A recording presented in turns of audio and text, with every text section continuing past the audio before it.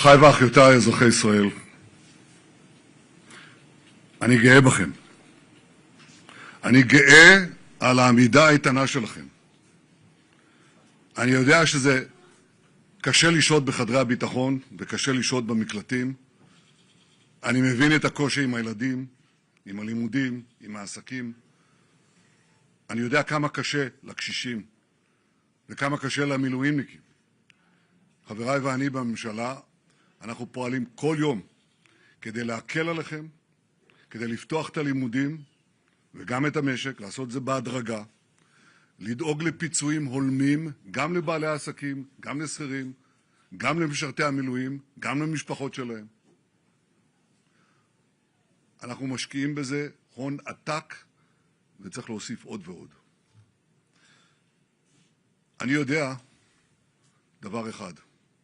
אני יודע שאורך הרוח שלכם, ההקפדה על הנחיות פיקוד העורף, זה שאתם נכנסים למרחב המוגן פעם אחר פעם, כל אלה נותנים לי, לממשלה, לצה"ל ולזרועות הביטחון, להמשיך להילחם, להמשיך את המאמץ להשיג את יעדי המערכה.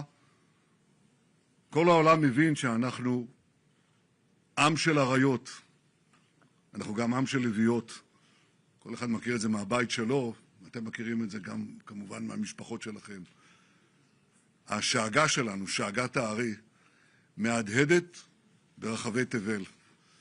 אנחנו ממוקדים בשלוש מטרות: ריסוק תוכנית הגרעין של איראן, ריסוק התוכנית הבליסטית של איראן, ויצירת תנאים שיאפשרו לעם האיראני לקחת את גורלו בידיו. אחרי עמקה לביא, הרודן חמינאי, הוא הורה לנסות לחדש, לבנות מחדש את תוכניות הגרעין והטילים שהשמדנו, לבנות אותם מחדש ולהטמין אותם עמוק מתחת לאדמה.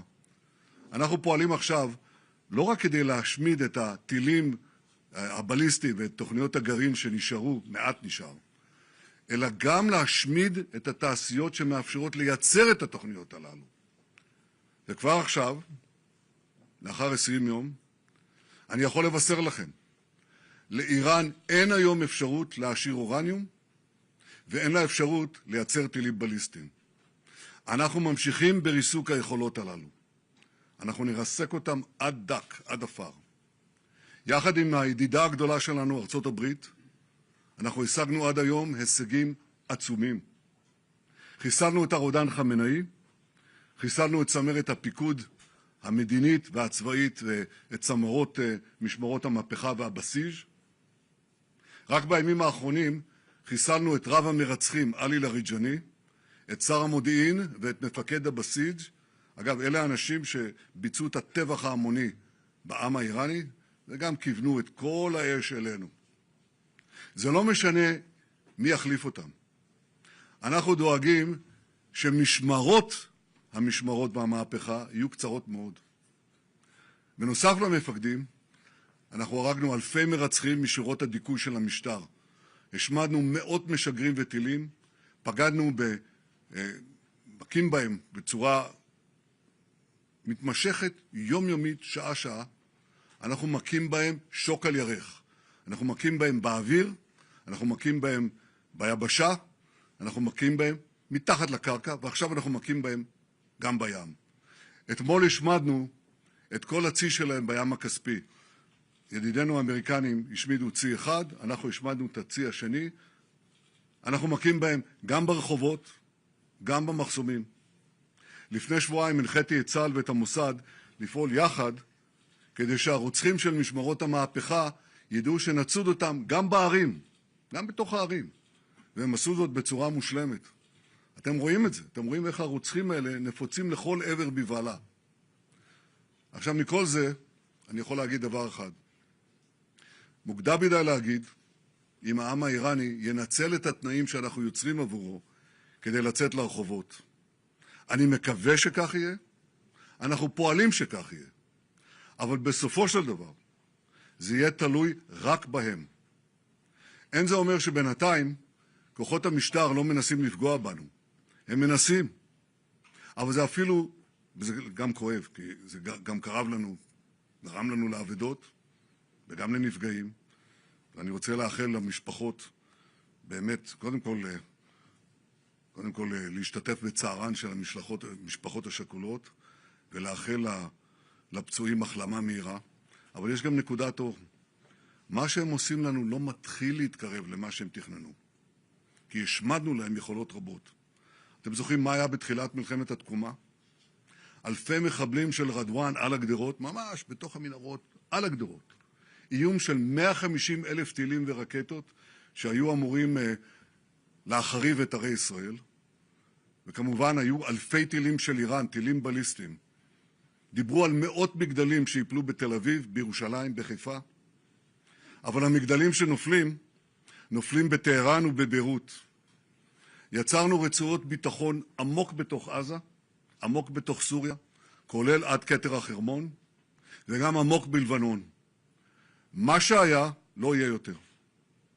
אתם זוכרים שביום השני של המלחמה הבטחתי לכם, אנחנו נשנה את המזרח התיכון, ואנחנו שינינו אותו, ללא הכר. כבר עכשיו אפשר לקבוע, מדינת ישראל חזקה מאי פעם, ואיראן חלשה מאי פעם. הדבר הדרמטי ביותר שהשתנה, זה העוצמה של ישראל.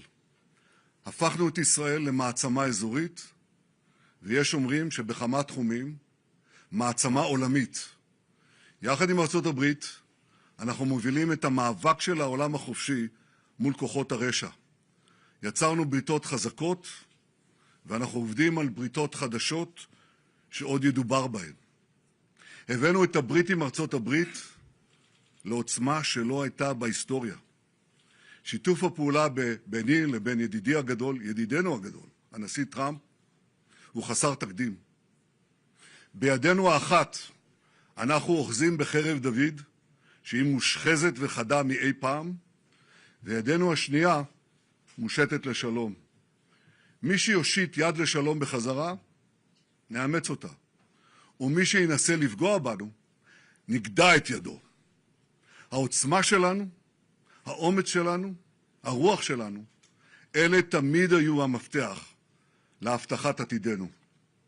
כדברי יהושע בן נון לבני ישראל, אל תראו ואל תחתו, חזקו ואמצו, כי ככה יעשה אדוני לכל אויביכם. אתם אזרחי ישראל שואלים, כמה זמן זה ייקח? ואני אומר, זה ייקח ככל הנדרש. אני מבקש מכם רק דבר אחד, המשיכו לזקוף קומה, המשיכו לעמוד איתן, ובעזרת השם, יחד נעמוד ויחד ננצח. Now the Prime Minister will be speaking in English. Welcome to the foreign press. First of all, I just want to say, I'm alive, and you're all witnesses. And now that I dispatched this piece of fake news, I want to give you an update on Operation Roaring Lion. Under President Trump's visionary leadership, America and Israel are acting together in Iran with great determination and unprecedented strength. Operation Rising Lion is designed to remove the existential threats posed by the Ayatollah regime, the regime that has waged war against America and Israel and the people of Iran for 47 years. It chants death to America, death to Israel, and it delivers death to its own people.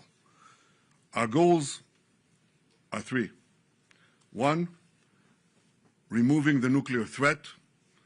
Second, removing the ballistic missile threat, and removing both of these threats before they're buried deep underground and become immune from aerial attack. And third, this means creating the conditions for the Iranian people to grasp their freedom, to control their destiny. Today, the Ayatollah regime is not only attacking America, not only attacking Israel, not only attacking the Iranian people, it is attacking the entire Middle East and beyond. They've attacked civilians and American assets in Iraq, Kuwait, Saudi Arabia, Bahrain, Qatar, UAE, Oman, and they've even attacked through their proxies Cyprus and Europe. We've warned for decades that their ballistic missile program would be used to attack these targets far and wide, and if they're not stopped, that's just the beginning.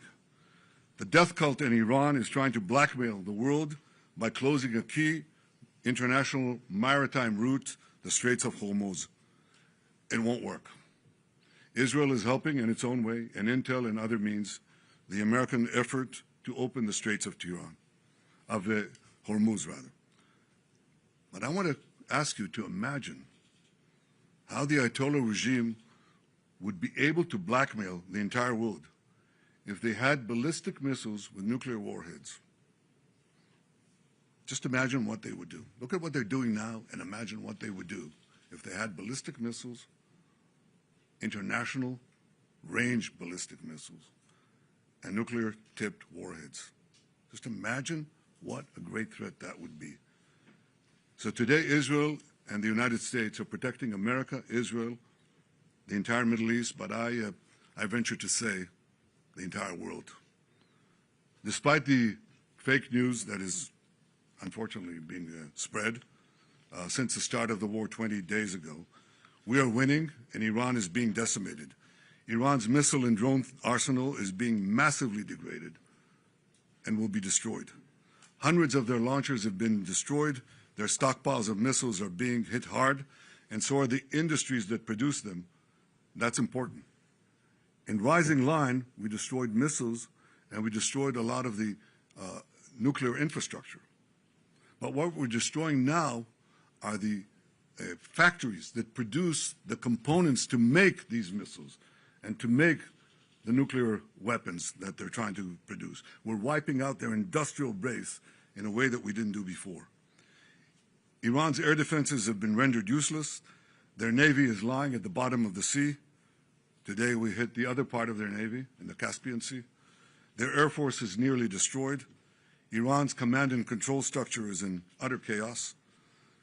And I can tell you that there's still more work to do, and we're going to do it. And I want to close these opening remarks with one other fake news, and that is that Israel somehow dragged the U.S.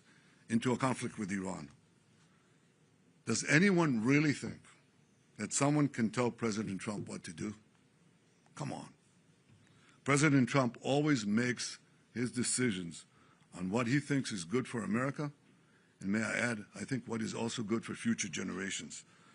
In this case, those interests are absolutely clear, and so is the clarity of our achievements.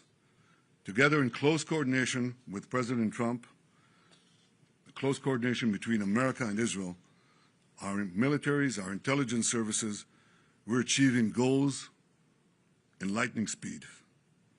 But I want to say another word. It's been said that for 40 years, I've been saying that Iran is a danger to Israel and a danger to the world. That is true. You know who else said that? President Trump. 47 years ago, when the Iranian thugs took over the American embassy, he said how dangerous this regime is. In his first term in office, he didn't need any convincing. He said the Iranian nuclear deal was the worst deal that he'd ever seen, and he walked out of it. Right before his second term, before he was reelected, I went to see him in Mar-a-Lago. The first thing he said to me was, "Bibi, we've got to make sure that Iran doesn't have nuclear weapons." He said that to me. I didn't say it to him. He didn't need any convincing there either. Now, why did he say that? Because for more than 4 decades, this regime, as I said in the beginning of my remarks, is chanting, "Death to Israel, death to America." But they say Israel is only the small Satan standing in their way. The great Satan is the United States of America. And these ideological fanatics, these lunatics, define their raison d'etre, their reason for being, is wiping out Western civilization and America that leads it. They have claimed the lives, they've maimed and wounded thousands of Americans in Iraq and Afghanistan. They killed the American Marines in Beirut. They bombed your embassies. They tried to assassinate the American president, Donald Trump, not once, but twice. Now they blackmail for oil. Just imagine what they would do, what they're capable of doing, if these lunatics had nuclear weapons and the means to deliver them to every American city and every European city and everywhere around the globe. This is a danger for the entire world. It's certainly a danger for Israel. It's certainly a danger for America. We see eye to eye on that. President Trump and I, Israel and America. But I think if people are honest, if leaders are honest, they would understand that we're not only fighting our fight, we're fighting their fight. I speak to dozens of world leaders. Dozens. They all know that. And privately, they all say that. They say that privately, but I say it publicly. The world owes a debt of deep indebtedness to President Trump for leading this effort to safeguard our future. Thank Questions? you. We'll now take a few questions. The first question is from Zach Anders from Newsmax. Mr. Prime Minister, Zach Anders, Newsmax.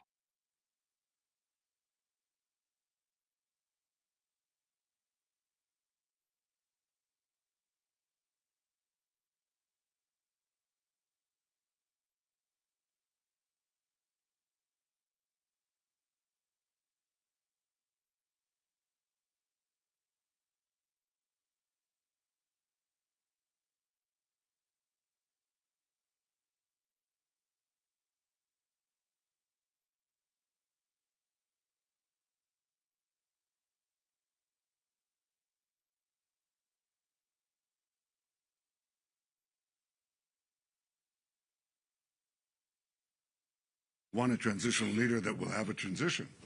You don't want to replace one Ayatollah with another. You don't want to replace Hitler with Himmler. So I think the question is, will the conditions be created for such a change? I think it's too early to say. And I think in the final account, as I said, it's up to the Iranian people to show that, to choose the moment and to rise to the moment. We can create the conditions, but they have to, they have to explode those conditions at a certain point. It is often said that you can't do revolutions from the air. That is true. You can't do it only from the air. You can do a lot of things from the air, and we're doing, But there has to be a ground component as well. There are many possibilities for this ground component, and I take the liberty of not sharing with you all those possibilities. Would you recognize Pahlavi if the people keep chanting for him in the streets? Well, I'm not going to say who specifically is going to be there, but I think he's been a force for good. He's been trying to get the people to unite for a transitional government, a democratic transitional government, or a moderate transitional government. I hope that it comes to being. I think it's too early to say. Next question from Richard Engel from NBC News. Good to see you again, Mr.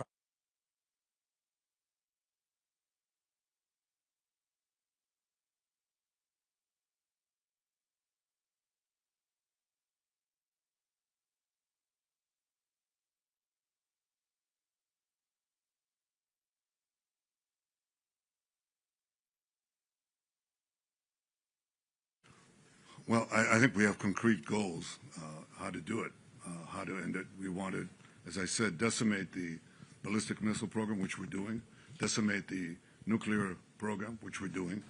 I think that those are goals that are achievable, but I'm not going to put a schedule or a stopwatch on it. I think we have goals that have to be achieved, and we're not counting the days.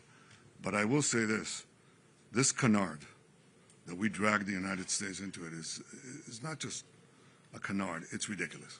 It's just ridiculous. I mean, I think President Trump said it best, and I said it as well many times. There's always a danger in acting. But in conditions of existential threats, there's a much greater danger in not acting. What do you think would have happened if America did not act now? Just imagine what would have happened. In a few months' time, no more than a year, Khamenei, still alive, would have ordered the beginnings of the new nuclear program and the reconstructed ballistic missile program to move underground. Now, it'll take them a little time, maybe a few years, but you can't reach those programs. And they develop intercontinental ballistic missiles, okay? That means missiles that can hit Chicago and New York and Florida and Texas and California. Oh, but they don't have it yet. That's what people said. Right, let's wait. Well, just let them do it, you know. Just wait and let them do it. You won't be able to do it. It's the last moment. No, it takes a little time. I mean, you had a few months to prevent them from doing it and to just decimate these industries and perhaps achieve this transitional government in Iran. So you'd sit back and you say, well, it's not going to happen in the next Thursday, so let's not act. I tell you that there's enormous risk in not acting, much greater risk than acting. And if you think that the oil markets are in trouble today, think of Iran with nuclear weapons and the means to deliver them. Then think of the blackmail that you would endure. I didn't exactly ask, however. Okay, we're going to go to the next question. No, I think it's only fair. This is a serious subject. What is the question? One question for, Yeah, go ahead. for Alfred. Go ahead. We don't have a lot of time. That's, Why don't this is the world? go ahead, ask. Of course, but you have There are, colleagues that oil, want to ask questions. there are oil fields around the world that are burning. Gas prices are going up. The war is popular here in Israel. Is not popular with many Americans. My question was, how do you see this ending? Not why, not even when. What do you imagine the day after? Well, we have achievable goals, and I'm not going to speak about the full battle plans that we have with the United States. We're well coordinated with them. I will say this, that once we achieve our goals, then I have argued, I think, and Americans understand this very well because we're real partners. I think that what has to be done is to have alternative routes. Instead of going through the choke points of the Hormuz Straits and the Bab el-Mandeb Straits, in order to have the flow of oil, just have oil pipelines, gas pipelines, going west through the Arabian Peninsula, right up to Israel, right up to our Mediterranean ports, and you've just done away with the choke points for forever. That is definitely possible. So I see that as a real change that will follow this war. But I also see this war ending a lot faster than people think. I think you have to, in war, you have to grit your teeth. Churchill said that democracies suffer from the slumber of democracies, as he called it. And they only wake up, he said, they may wake up only when they hear the gong, the jarring gong of danger, is the way he put it. Well, you're hearing the jarring gong of danger. The jarring gong of danger is Iran gets nuclear weapons and ballistic missiles. That's not a jarring gong. That is an apocalypse. Don't let it happen. And the function of leaders is to stand and tell people the truth, even when things are uncomfortable. That's what you have to do. And you don't always see the danger in time. But leaders are tasked with the task of seeing danger in time and acting on it. And I hope that in time, people will see the wisdom and the courage of President Trump's decision and his leadership, and the fact that we're working together. America is not fighting for Israel. America is fighting with Israel for a common goal, to protect our future, to protect civilization against these barbarians. Next question, one question, Guy Azriel from I-24 News. Thank you, Prime Minister. Guy Azriel, I-24 News. President Trump said today he did not like the Israeli strike on the Iranian gas fields. My question to you, was the President aware of Israel striking that gas field? Did you approve it? And please, if you may, do you see any signs that the Iranian regime is collapsing? And what assurances do you give the Israeli public that if it does stand on its feet, we will not see another wave of a war with Iran in maybe 5 or 10 years? Well, I'll say two things. Fact number one, Israel acted alone against the Slawiya gas compound. Fact number two, President Trump asked us to hold off on future attacks, and we're holding out. What do we see? What happens if are there any signs that the Iranian regime is cracking? A lot of signs. A lot of signs. I wish I could divulge all of them, but I see that. But will I tell you, will I commit right now that it's going to collapse? I can tell you that we're working to create the conditions for it to collapse. But it may survive, it may not. If it survives, it'll be a lot weaker. There's no comparison. It'll be at its weakest point, shorn of industries that it built over decades, death industries, shorn of many other capabilities that they have, and equipped with the experience, with the knowledge that if they try it again, they'll be hit again even harder. I cannot tell you of the technological developments that we are engaged in to anticipate this and other possibilities. But Israel has shown that it can do wondrous things. And in partnership with our American allies, we can do amazing things. Amazing things. As Pete Hegseth, the Secretary of War, said, these are the two most amazing air forces in the world. It's the two most amazing intelligence services in the world. It has the capabilities to confront these barbarians and to outstrip them, both in innovation and, when necessary, in lethality. It's directed, it's targeted lethality. It's going against the killers and as much as possible to avoid civilian casualties. We have those capacities. We're building them for the future. That is what safeguards the future. You know, if people want to be naive, that they don't see the kind of world we're living in. In this world, it's not enough to be moral. It's not enough to be just. It's not enough to be right, you know? One of the greatest writers of the 20th century, someone that I admire a lot, was the historian Will Durant. Now, he wrote many volumes. I read most of them. He also wrote The Lessons of History, very brief, 100-page book, in which he said, well, history proves that, unfortunately and unhappily, Jesus Christ has no advantage over Genghis Khan. Because if you are strong enough, ruthless enough, powerful enough, evil will overcome good. Aggression will overcome moderation. So you have no choice.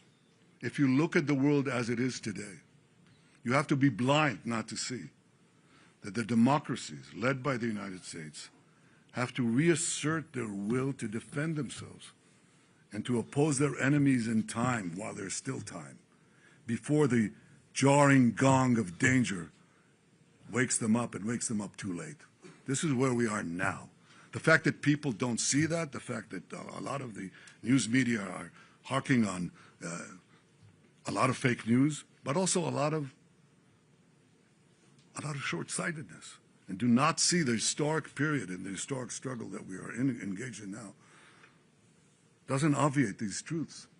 We have to be strong. We have to be armed. We have to be more powerful than the barbarians, or they will not be merely at the gate. They'll crash our gates and destroy our societies. That's what Israel is doing now with the United States. And I'm very proud of the fact that the Israeli people are standing strong, that the Israeli army is standing strong. We rose from October 7th. Our people, our soldiers, rose like lions. But in protecting ourselves and in joining with our great American friends, we're also protecting the entire world. Thank you. Next question, Tom Burridge from ABC News. Hi, Tom Sufi Burridge, ABC News. Prime Minister, given the escalation of attacks on US allies across the Gulf, given the spiraling energy costs, the high costs in general, the US service personnel killed in this war, many Americans are asking that question, whether you misled their government into starting this war, and for how long should Americans keep paying the price? Well, I misled no one, and I didn't have to convince President Trump about the need to prevent Iran from developing its nuclear program, putting it underground, and being able to launch nuclear-tipped missiles at the United States. He understood that. He explained it to me. I didn't explain it to him. And I think that our partnership is the only way to avoid this catastrophic development. The loss of servicemen is painful. Early on in my military service, a fellow soldier died in my arms. I lost a brother who fought terrorists, led the historic Entebbe rescue. The cost to bereaved families is enormous, and I sympathize and send the condolences of the people of Israel to these families and to the American people. Freedom is precious. It has its costs. But if you're not prepared to defend it, if you're not prepared to resist the tyrannies that are trying to arm themselves with the weapons of mass death, you will have no future. And therefore, we're doing what we can. As far as oil prices rising, spikes, you know what a spike is? You know what a spike is? It goes up and goes down. The Americans are working very hard, and we're trying to help them in every way that we can, to open the straits of Hormuz. And if they succeed, which I think they will, then oil prices will come down. But if you say, all right, I'm suffering right now, and people are, then I shouldn't do anything. I should just succumb to the blackmail, let Iran get on with it, let them develop nuclear weapons and ballistic missiles to deliver them to New York and Los Angeles. You're going to be blackmailed in ways that you can't even imagine. I think what this war has done is unmask what Iran is. You know, we've said for years, look at these people. They're doing things that normal regimes do not do. I don't hear even adversaries of the United States chanting death to America, death to the great Satan, massacring tens of thousands of their own people at will like that in 2 days. You have that sometimes. But the combination of fanaticism, deep ideological lunacy, there's no other way to call it, the total and utter ruthlessness of this regime makes it uniquely dangerous. Uniquely dangerous not only to Israel and to the United States, but to everything in between and far beyond. And the fact that this is not recognized, you ask me, okay, what do people think? What did they think in the 30s? What did they think in the 30s when you had a terrible, ruthless, killer regime led by a lunatic that took one country after the other, did it very sequentially? What did they say? They said what? They said, let's stay out of this. It's not our war. It's not our problem. Maybe it's only the Jews. Have we learned nothing, absolutely nothing in these 80 years? We cannot see the danger that lurks.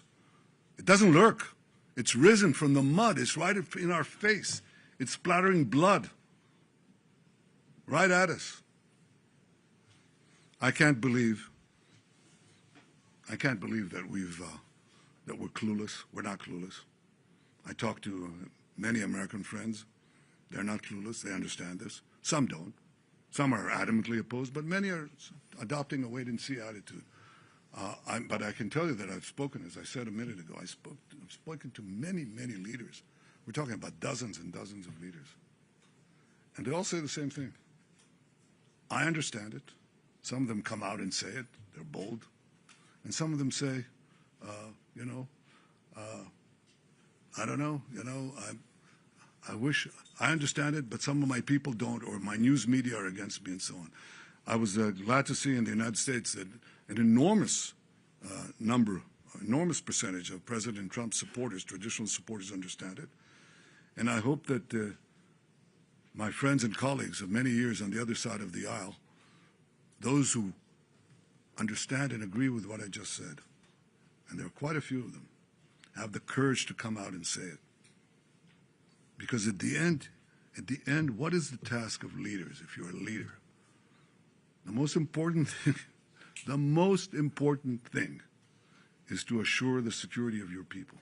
And that means identifying danger in time and acting against it. That is a prerequisite for the survival of any biological organism. You have to identify danger in time and act in time against it. You either fight or flight. These are the two options you have. Where can you flee? Nowhere, because Iran can reach any part of the world. So you have to, at a certain point, fight. And this is the juncture where we've reached in time. Not too late, but in time. I just will encourage all those who agree with what President Trump is saying, with what I'm saying too, act. I didn't have to convince President Trump of anything. He didn't need any convincing. He acted as a great leader does to protect his country and to protect the future. Thank you. Next question, Alex Trayman from JNS. JNS, right behind you, yes. Mr. Prime Minister, Hezbollah has opened up another front against Israel, launching rockets against Israeli civilians. Now ground troops are inside Lebanon. Is there any hesitancy toward launching a full ground operation to eradicate Hezbollah? And what would eradicating Hezbollah do to transform Israel-Lebanon relations and the greater Middle East? Look, Alex, I can't divulge our battle plans. Obviously, Hezbollah is not what Hezbollah had been. I said in my opening remarks in Hebrew that they were talking about 150,000 rockets and missiles that they had, ballistic missiles. They had thousands of Ridwan terrorists right next to our fence underground, ready to invade. We knocked them back. We destroyed the bulk of their missile capacity in 6 hours. We knocked out Nasrallah. We destroyed all the Hamas, or rather all the Ridwan infrastructure right next to our border. We now have a security corridor, a security zone that is there that prevents this kind of invasion. And we have plans for the future. Obviously, our number one effort is geared towards Iran. If the regime goes, you know that Hezbollah goes. But in any case, we're devising our plans in such a way that we could remove this threat as well. Thank you. Final question from Jeremy Diamond at CNN. Mr. Prime Minister, Jeremy Diamond, CNN. Nice to see you. You've assassinated Iran's supreme leader and dozens of other senior Iranian officials. The result of that so far has been the appointment of a new supreme leader considered to be even more hardline than his father. The Iranian regime is not showing any signs of collapse as of now. So I wonder, what do you say to those who say that killing those individuals is in fact empowering the hardliners in Iran? And are you confident that your strategy will still lead to regime change? And then secondly, if I may, you've also indicated today that you made a commitment to President Trump not to strike these oil and gas facilities in the future. Should President Trump come to you one day and say oil prices are too high, it's time to end this war, will you listen to him? And do you need the United States in order to continue this campaign alone? Was that a single question? Jeremy, you really hogged it, but I'll answer your questions. I'm not sure who's running Iran right now. Mujtaba, the replacement Ayatollah, has not shown his face. Have you seen him? We haven't. And we can't vouch exactly what is happening there. There is a cloud here that's not clear. What we see is that there's a lot of tensions inside the people who are edging for the top. It's not a uniform position. You see that sometimes with the contradictory orders that are given. You know, they do one thing and then they withdraw it and so on.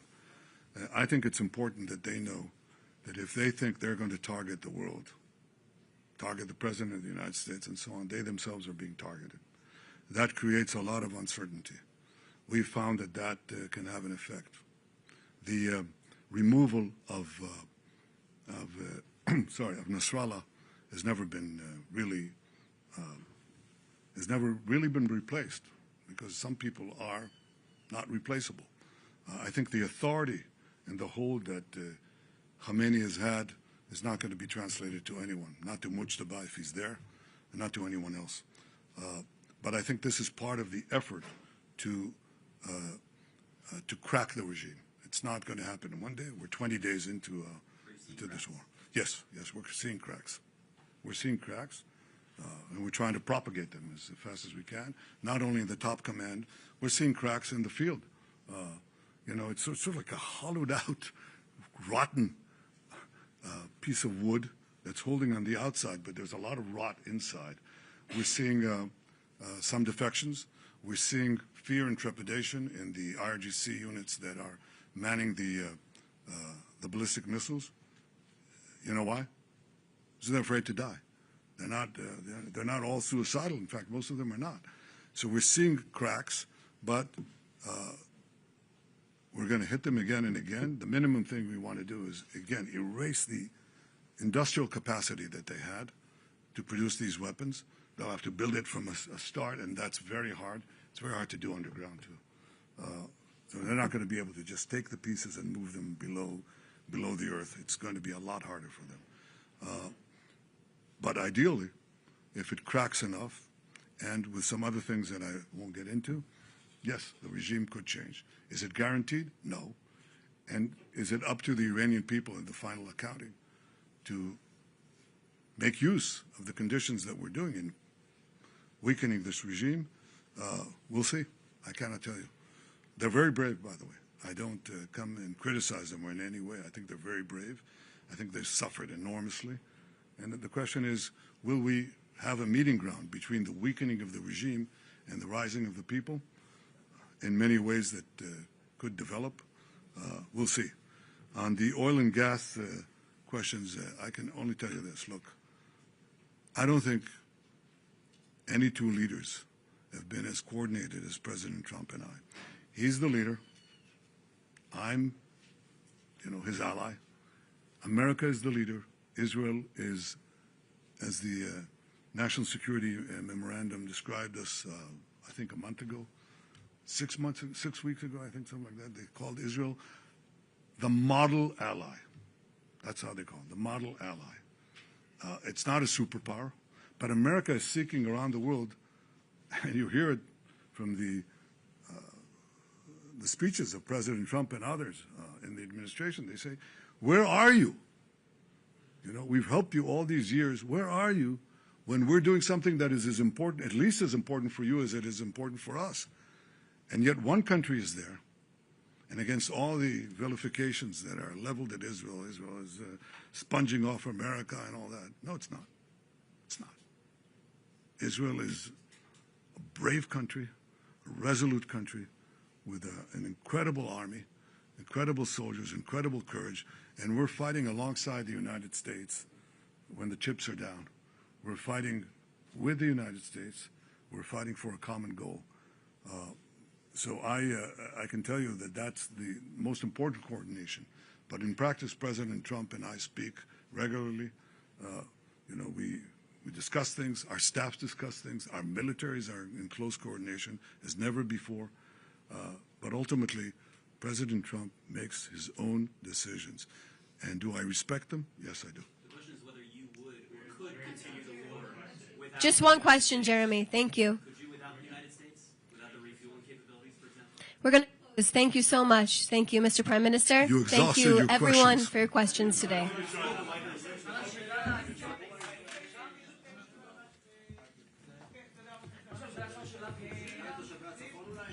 Thank you, everyone. תושבי הצפון הם גיבורים. תושבי הצפון עומדים כרגע במעמסה הקשה. כל אזרחי ישראל עומדים במעמסה קשה.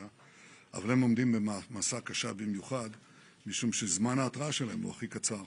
ואנחנו מתכוונים לעזור להם בכל דרך, אבל בסוף העזרה הכי גדולה זה להרחיק ולהסיר את האיום, ואנחנו לא נוותר על זה. Thank you so much. ואנחנו לא We're נוותר going to על be זה. concluding now. תודה רבה Thank you, לכם. Mr. Prime Minister. Thank you.